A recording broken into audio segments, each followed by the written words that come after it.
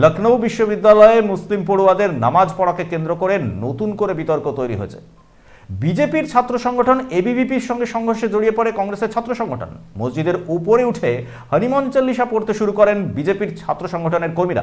বিশ্ববিদ্যালয় চত্বরে নামাজ পড়ায় লখনৌ বিশ্ববিদ্যালয়ের 6 পড়ুয়াকে এখন আর প্রবেশ করতে দেওয়া হবে না। এই 6 মুসলিম পড়ুয়ার সঙ্গে আরো 7 মুসলিম পড়ুয়াকে শোকজ নোটিশ ধরানো হয়েছে। 200 বছরের পুরনো মসজিদে এবার রমজানের নামাজ পড়া নিষিদ্ধ করেছিল লখনৌ বিশ্ববিদ্যালয় কর্তৃপক্ষ। এই বিশ্ববিদ্যালয়ে 200 বছর ধরে এই মসজিদে নামাজ পড়ছেন মুসলিম পড়ুয়ারা। কংগ্রেসের ছাত্র সংগঠন এনএসইউআই বাইরে ফাঁকা জমিতে পাহারা দিতে নামাজ পড়ার সময় দাঁড়িয়ে থাকে। হিন্দু পড়ুয়ারা পাহারা দেয় মুসলিম পড়ুয়াদের। এ নিয়ে লখনৌ বিশ্ববিদ্যালয়ের এবিভিপি আর কংগ্রেসের ছাত্র সংগঠন সংঘর্ষে জড়িয়ে পড়ে। বিশ্ববিদ্যালয় কর্তৃপক্ষের দাবি, যে মসজিদে নামাজ পড়তেন মুসলিমরা তা এখন ভগ্নস্তূপে, সেজন্যই নিষিদ্ধ করা হয়েছে। যদিও এই মসজিদের উপর উঠে পড়ে বিজেপির ছাত্র সংগঠন এবিভিপি ছাত্ররা, মসজিদের ভেতরে তারা হনুমান চল্লিশা পাঠ করতে থাকে। এ নিয়ে উত্তেজনা ছড়ায় লখনৌয়ে। এবিভিপি ছাত্ররা কংগ্রেসের ছাত্র সংগঠনের কর্মীদের লক্ষ্য করে ইট ছুটতে থাকে বলে অভিযোগ। বিভিন্ন সংবাদ মাধ্যম জানাচ্ছে মুসলিম পড়ুয়াদের বিরুদ্ধে কড়া ব্যবস্থা নেওয়া হচ্ছে। তাদের বিরুদ্ধে অভিযোগ, বিশ্ববিদ্যালয়ে নিষেধাজ্ঞা সত্ত্বেও তারা নামাজ পড়েছেন। বিশ্ববিদ্যালয় কর্তৃপক্ষ অবশ্য এবিভিপি ছাত্র সংগঠনের বিরুদ্ধে কোনো ব্যবস্থা নেয়নি। ব্যুরো রিপোর্ট, উবের কলম ডিজিটাল।